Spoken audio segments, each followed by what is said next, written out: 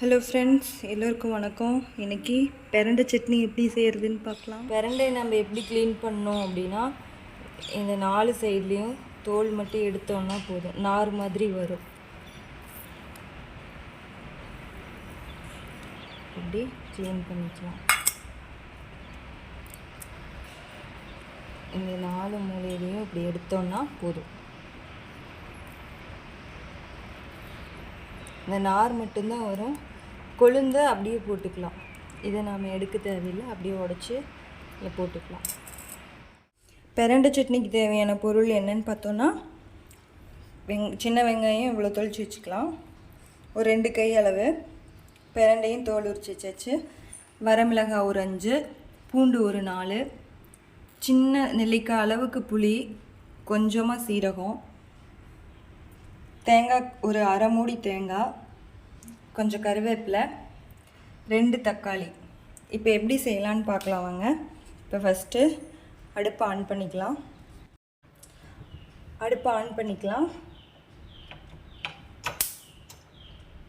ஓகேங்க. இப்போ வானலியில் நம்ம கொஞ்சமாக எண்ணெய் விட்டுக்கலாம். ஒரு 2 ஸ்பூன் எண்ணெய் விட்டு வச்சு இப்போ அதில் நம்ம தொளிச்சு வச்சுருக்க வெங்காயத்தை போட்டுக்கலாம்.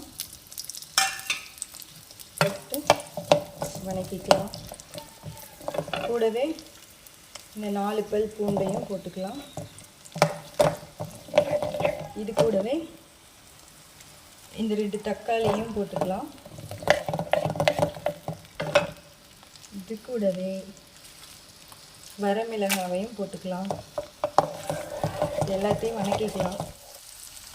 பிரண்டையும் கூடவே ஆட் பண்ணிக்கலாம். அப்போ தான் பிரண்டை நல்லா வதங்கி வரும்.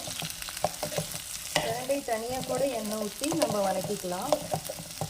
இப்படியே வெங்காயம் தக்காளி கூட வதங்கினாலும் பிரண்டை வதங்கிடும். இப்படியே கிளறி விட்டுட்டே இருக்கலாம். நல்லா வதங்கி இருக்கும். இப்போ பாருங்கள், பிரண்டையும் நல்லா கலர் மாறிடுச்சு, தக்காளியும் வதங்கியிருக்கு. இப்போ நம்ம சீரகம் ஆட் பண்ணிக்கலாம். 1 ஸ்பூன் சீரகம், சின்ன நெல்லிக்காய் அளவு புளி எடுத்து வச்சுருந்தோம்ல, அதையும் ஆட் பண்ணிக்கலாம்.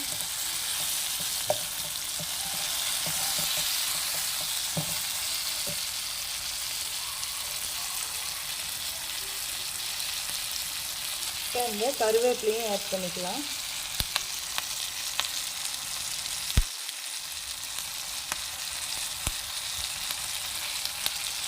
நல்லா கிளறி விடலாம்.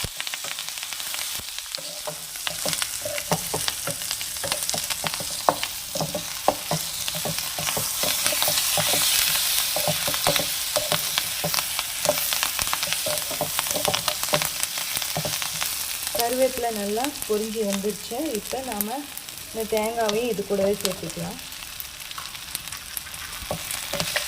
தேங்காவை போட்டு கொஞ்சம் நேரம் கிளறிட்டு அடுப்பை ஆஃப் பண்ணிடலாம். தேங்காய் போட்டு நம்ம கொஞ்சம் நேரம் கிளறினதும் நம்ம அடுப்பை ஆஃப் பண்ணிவிட்டு ஆற வச்சு மிக்சியில் அரைச்சி எடுத்துகிட்டு வந்துடலாம்.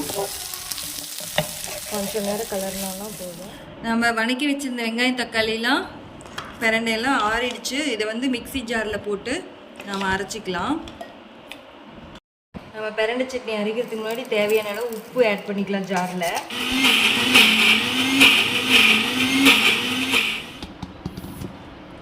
பிரண்டை சட்னி ரெடி ஆகிடுச்சுங்க. இது பேர் பிரண்டை சட்னின்னு சொல்லுவாங்க, பிரண்டை துவையல்னு சொல்லுவாங்க. சாப்பாட்டுக்கு தொட்டு சாப்பிட்லாம், தோசைக்கு தொட்டு சாப்பிட்லாம், சப்பாத்தி, புரோட்டா, நிறைய எதுக்கு வேணாலும், பணியாரம் எதுக்கு வேணாலும் சாப்பிட்லாங்க. சரி டேஸ்ட்டாக இருக்குங்க. இது வரைக்கும் ஸ்கிப் பண்ணாமல் வீடியோ பார்த்ததுக்கு ரொம்ப நன்றிங்க. மறக்காமல் எல்லோரும் சன் சங்கீஸ் கிச்சன் சேனலுக்கு சப்ஸ்கிரைப் பண்ணுங்கள், லைக் பண்ணுங்கள், ஷேர் பண்ணுங்கள். மறுபடியும் அடுத்த வீடியோவில் இன்னும் ஒரு டேஸ்டான சமையலை நம்ம பார்க்கலாங்க.